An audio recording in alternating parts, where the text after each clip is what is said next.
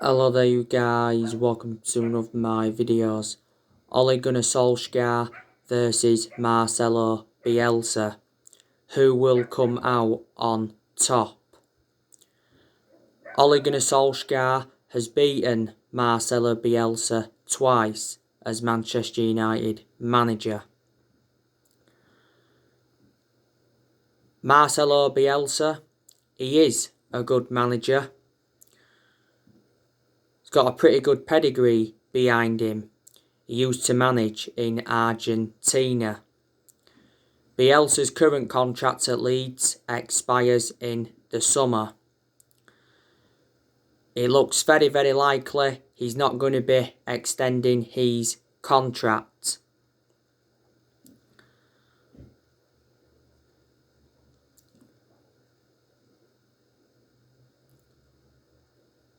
Now, Leeds have got some good players that could cause us problems tomorrow, like I mentioned on the preview. Obviously, they've got Patrick Bamford. He's one of their best players. He'll be in contention to play tomorrow. They got Patrick Bamford from Middlesbrough. They've also got Diego Llorente. I think he'll be in contention to play tomorrow. Leeds got Llorente last year.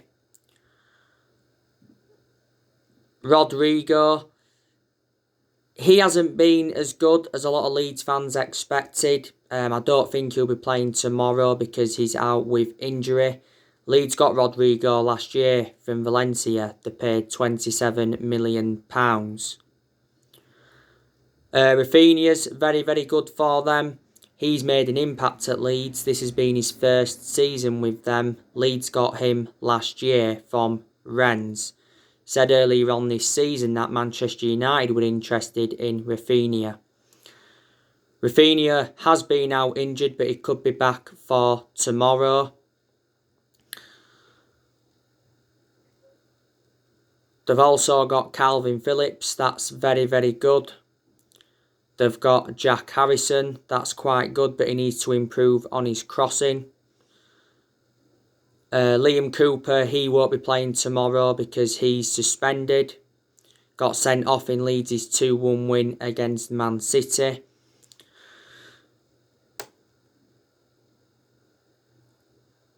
Alioski and Luke Ayling are very, very good. They do complement each other well in Leeds' back line. Stuart Dallas, he's also very, very good. They've also got Helder Costa. Pablo Hernandez, he's good, but I don't think he'll be playing tomorrow because he hasn't been getting in Leeds' team a lot recently. They've also got that Tyler Roberts. Their goalkeeper is Biesla, if I pronounced that correctly. Adam Forshaw is out injured. He doesn't get in Leeds' team anyway. I'm expecting Manchester United to win this game. We're in a good vein of form at the moment. We've won our last 5 games in a row. And we've got a very, very good away record in the Premier League. We are unbeaten in our last 23 Premier League away games. And we haven't lost away from home in the Premier League for over a year. I give you my reaction, didn't I, to Ole Gunnar Solskjaer's press conference yesterday. Solskjaer obviously admitted that he never liked the European Super League and he's glad that the European Super League failed.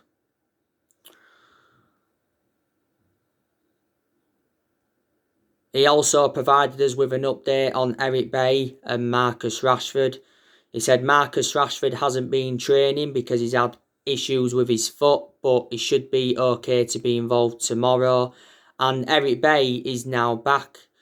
Solskjaer confirmed he's been training, so that is good news from a Manchester United perspective.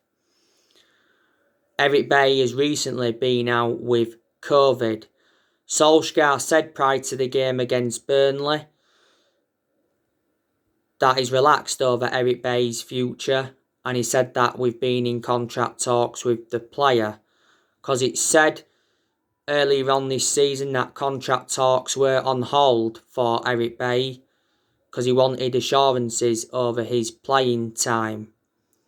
He said earlier on this season that Bailly was furious with Ole Gunnar Solskjaer and his Man United teammates for his disrespectful behaviour. Because he said he was furious with Solskjaer because he felt disrespected and not wanted at the club. And he said we're only offering him a new contract to simply increase his asking price. He's got like 14 months left on his current contract. I wanted to keep Bailly potentially past the summer because he's a very good centre-half. But my element of concern about him is injury prone, so in that aspect he is a liability. We got Bailly from Villarreal. Back in 2016, we paid £30 million for him. So he's been at the club a few years now. Marcelo, he's obviously out with a knee injury. It's very, very likely he's going to be out for the remainder of this season. Solskjaer confirmed that not so long ago. Marcelo sustained the knee injury whilst he was on international duty with France. Phil Jones is still injured. He's been out with injury for over a year, but Phil Jones doesn't get in R11 anyway. So it'll be interesting to see how Ole Gunnar Solskjaer approaches the game tomorrow. Obviously, we won our last game against Burnley, 3-1. Weren't the best of performances by Manchester United, but we still got the win. Obviously, it was goals from Mason Greenwood. He got 2. Edison Cavani scored our third goal, and Burnley's goal came from Tarkowski. Leeds drew their last game 1-1 with Liverpool. From Leeds United perspective, they'd have been very, very delighted with that result. And obviously they beat Man City 2-1 not so long ago. And Leeds had 10 men for the vast majority of that game because, as you all know, Liam Cooper got sent off. Leeds have enjoyed a good season to their standards. It's been their first season in the Premier League since 2004. Because Leeds got relegated in 2004 and they was out of the top flight for 16 years. But obviously last season Leeds won the Championship. It was their first trophy in 28 years. The last time we played at Ellen Road in the Premier League was back in 2004. We've won our last 3 meetings against Leeds.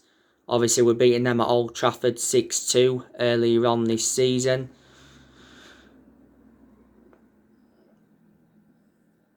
That's one of our best performances this season. Scott McTominay was superb in that game. He scored 2 goals. We're beating them 4-0 in pre-season in the summer of 2019 in Australia. And we're beating them 3-0 at Ellen Road in the League Cup back in 2011.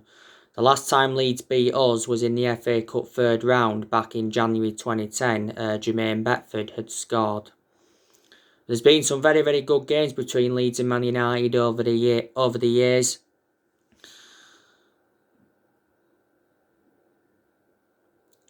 Obviously, we've done business with Leeds before. Like I said, we got Eric Cantona off them. We got Rio Ferdinand off them. And don't forget, a long time ago, Alan Smith left Leeds United to come to Manchester United.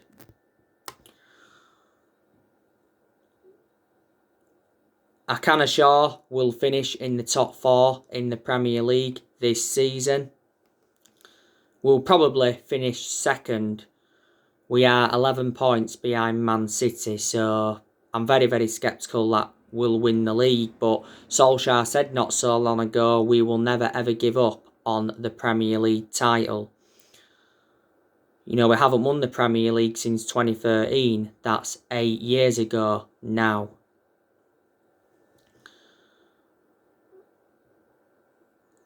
We've got Roma after Leeds in the Europa League semi-final. And we are aware of how much of a tough game that's going to be. Solskjaer not so long ago spoke about Man United facing Roma in the Europa League semi-finals, and he said Edin Dzeko will pose the biggest threat to Manchester United.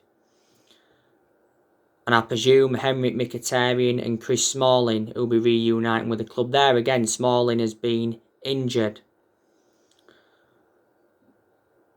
It's 5 semi-finals in total under Ole Gunnar Solskjaer. Solskjaer knows how imperative it is to get his first trophy on the board as Man United manager.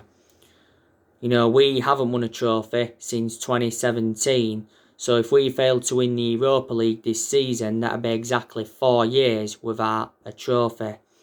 But if we fail to win the Europa League this season, we know that Ole Gunnar Solskjaer is not going to be sacked. That has been made clear. So I can assure he will be at Man United in the summer transfer window, and he'll be Man United manager next season. But I've already said Solskjaer does deserve at least another season at the football club because he has made progress. You know, this is his current second full season at the moment. Next season will be his third full season.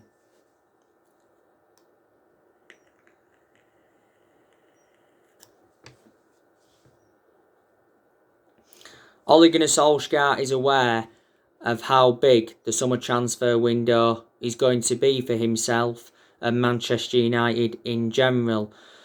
The summer transfer window will be Ole Gunnar Solskjaer's 5th transfer window as permanent Man United manager. I'm expecting Man United to make around 3 or 4 signings, and I've already identified the areas where we need to strengthen up. Now, there was narratives coming out earlier on this season saying that Man United will spend big in the summer transfer window, but Solskjaer did mention that he wants to keep transfer dealings quiet. He did warn earlier on this season that we may not do business as usual due to the pandemic, but he said he's interested in bringing in players that'll be a perfect fit for the club. Solskjaer should get the backing he deserves in the summer transfer window because we've got John Murtough. He's our director of football, and it was the right decision by the club getting a director of football in. And we've got Darren Fletcher. He's our technical director. And I've said Solskjaer does deserve more backing at the club because I don't think he's been backed enough so far as Man United manager. He has made good signings as that, but he hasn't got all the players that I wanted to recommend in as yet. There is a lot of players that Manchester United are looking at. Now, you know the news on Rafael Varane from Real Madrid. Now, it recently said we've been handed a boost in our pursuit of Rafael Varane because it said Real Madrid are closing in on David Alaba from Bayern Munich. And Rafael Varane prefers a move to Man United over PSG. Now, not so long ago, it said that we faced competition for Rafael Varane because Bill's Christian Falk said that Chelsea had entered the race. So reflects on that, it said Chelsea are looking to hijack our move. Some clubs are willing to wait until next year to get Rafael Varane. You know, next year will be available on a 3. Reports from Spain said not so long ago that Man United were in advanced talks with Rafael Varane. So it's said his move to Man United was close. Real Madrid's asking price is £60 million. But it says we hope to lower Real Madrid's £60 million asking price. Rafael Varane is ready to leave Real Madrid.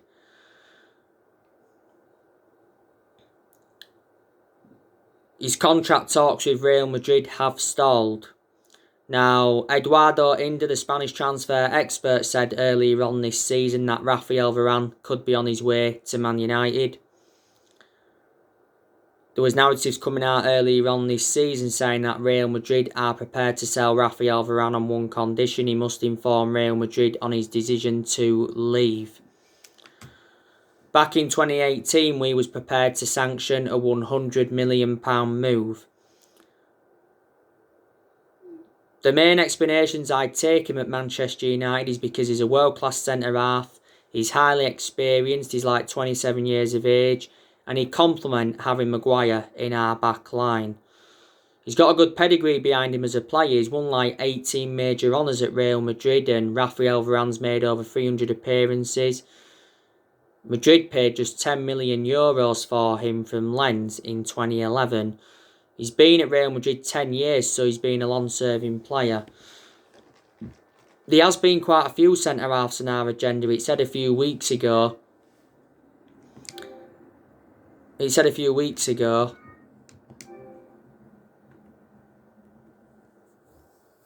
that Solskjaer had drawn up a 6-man centre-back shortlist.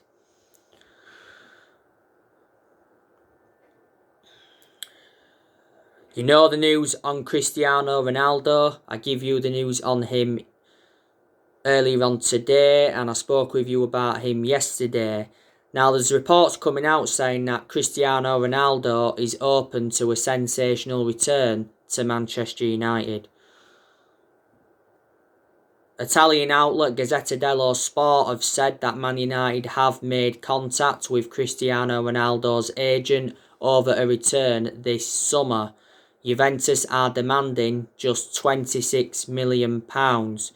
Cristiano Ronaldo is on like 27 million a year, and it says he'll have to cut that in half if he is to rejoin Manchester United.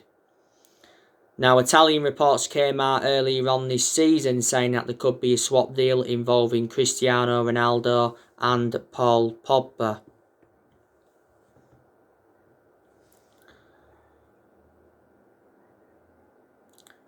Ronaldo endured 6 years at Manchester United. He was with us from 2003 to 2009. During his time with us, he won 3 Premier League titles. He won the Champions League.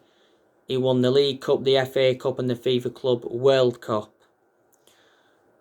Yeah, he was with us from 2003 to 2009. We paid £12 million for him from Sporting Lisbon.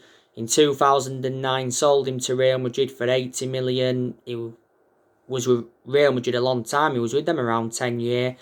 And in 2018, Juventus paid £100 million for him from Real Madrid, and he's been at Juventus now a few years. His contract with Juventus expires next year. Cristiano Ronaldo has won 5 Ballon d'Ors, and he's won 31 major honours in his playing career. He's regarded as one of the best players in the world. Ronaldo is the age of 36, but despite him being 36, I presume a lot of Manchester United fans would take him back. You already know the news on Declan Rice from West Ham. There's still rumours coming out regarding Erling Haaland. You know, we're still in for Jadon Sancho. But in the summer transfer window, we're going to focus on the incomings and the outgoings. Quite a few players are going to leave the football club in the summer transfer window. Looks like Edison Cavani is going to be leaving, because Edison Cavani has put a transfer request in, and he recently had a meeting with Manchester United, and he asked to leave Manchester United to join Boca Juniors. I'll be disappointed if he leaves us in the summer transfer window, and I presume a lot of United fans will be disappointed, and I think Solskjaer will be, because we'd like him to stay for next season because he has made a fantastic impact since he's come in. A lot of United fans are saying that we need to offload Anthony Marcelo in the summer because he's been out of form for the vast majority of this season. Juan Mata, I think we need to offload him. Could offload Matic because he isn't one of our first choice midfielders. Donny van der Beek, I think we need to offload him because he's not getting enough opportunities at Manchester United.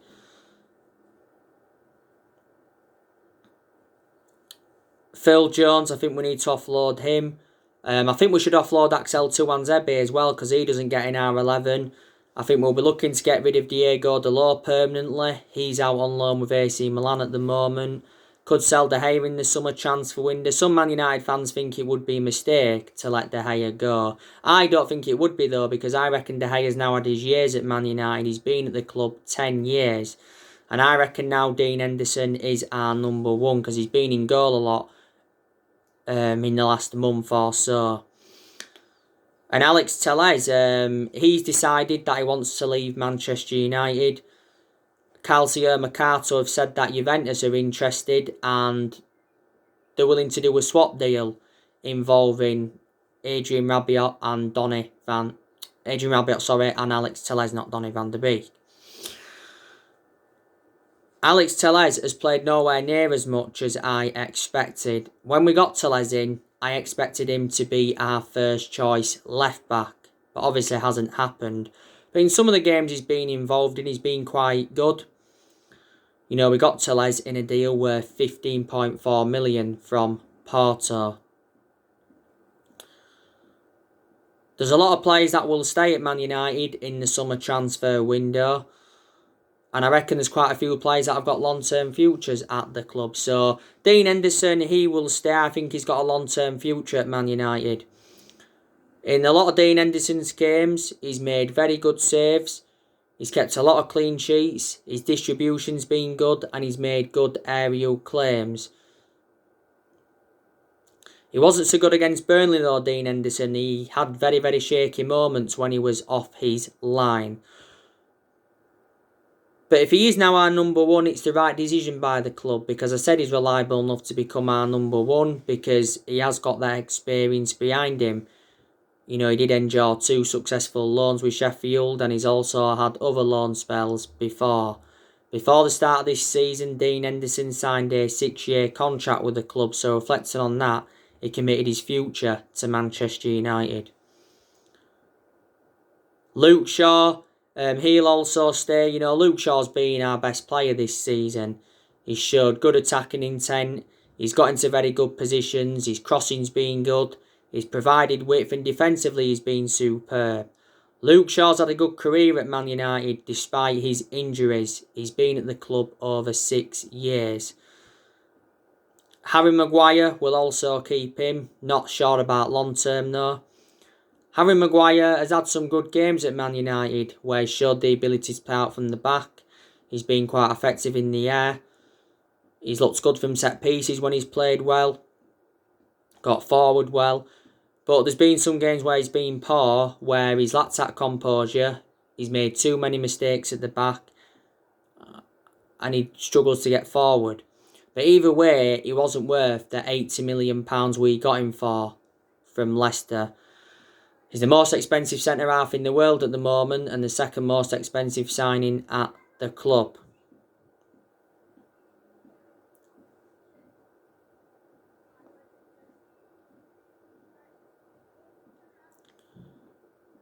Victor Lindelof, I think he'll also stay, but probably not long term. He's had some good games recently, Lindelof, but I do have my strong reservations about him. Lindelof's been at the club now quite a few years. Got him in a deal worth 31 million from Benfica back in 2017. And Wan-Bissaka, I think he'll stay and I think he's a long term for Man United. All Wan-Bissaka has got to do is show more attacking intent. Because he's not showing enough attacking intent. Yes, in some games this season he's showed some good attacking intent, but he's got to do it persistently. And I think his crossing needs to improve. But defensively, Wan-Bissaka has always been good, more or less. You know, this has been his second full season at Man United. We got Wan-Bissaka in a deal worth 50 million from Crystal Palace in the summer of 2019.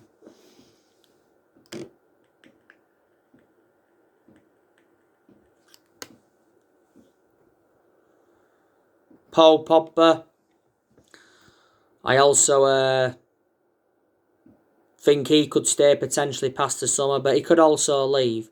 But I want him to stay because Paul Pogba brings creativity to the team. He really, really does. And we've been getting the best out of him in recent months. Recently, we've been playing Paul Pogba in more of an advanced role. Before, though, we've played him in that deeper role.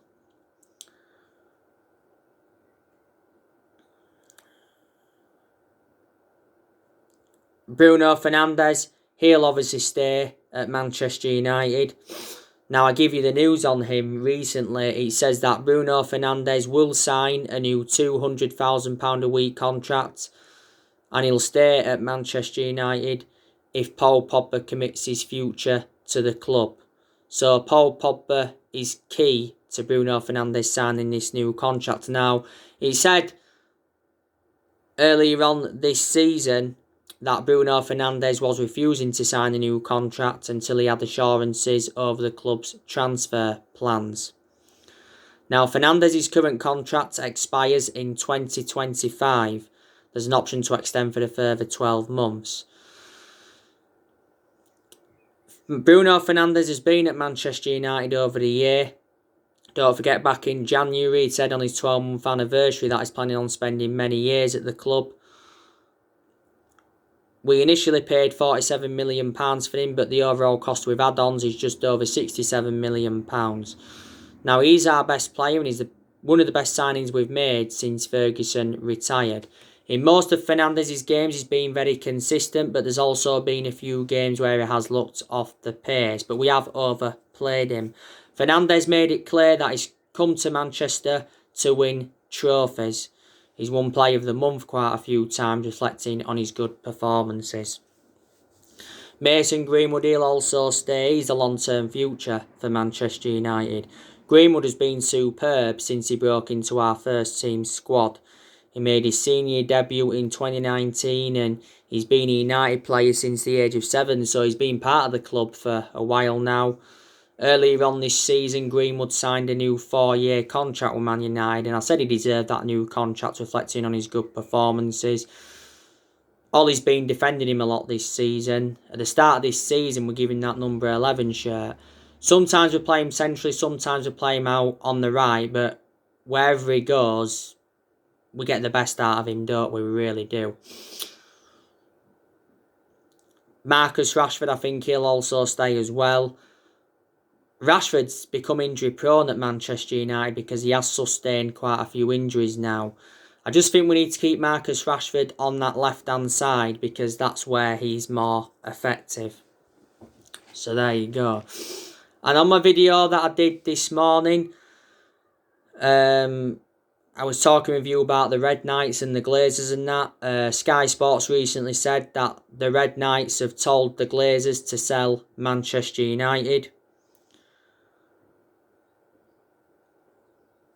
He said recently that the Glazers have set the price to sell the club after the European Super League failure. The Glazers want a fee in the region of £4 billion. Now it says Man United fans will protest against the Glazers before our game against Liverpool on May the 2nd. Recently our fans protested against the Glazers at Carrington, and he said our fans were blocking entrances into the Carrington training ground, and there was holding banners up and it said 51%, MUFC 20 and Glazers out. Solskjaer recently told protesters that Joe Glazer loves the club. The Glazers recently apologised. Joe Glazer released a statement and he apologised to Man United fans over the European Super League plan. The Glazers have been at Manchester United since 2005, so they've been with us now like 16 years. I hate the way that the club has been run for a long time, so we need to get rid of the Glazers and get some new owners in. Obviously, Woodward has resigned as Manchester United vice chairman. He will step down at the end of the year. Well, it actually recently said that Woodward is expected to leave in the summer rather than the end of the year. I presume all United fans, should I say, will be happy with that news regarding Woodward resigning. Who will replace Ed Woodward? So anyway guys, there'll be another video coming up later on. Drop your comments, likes below on the channel. If you do, consider subscribe as always, and take care. God bless. See you all again very, very soon.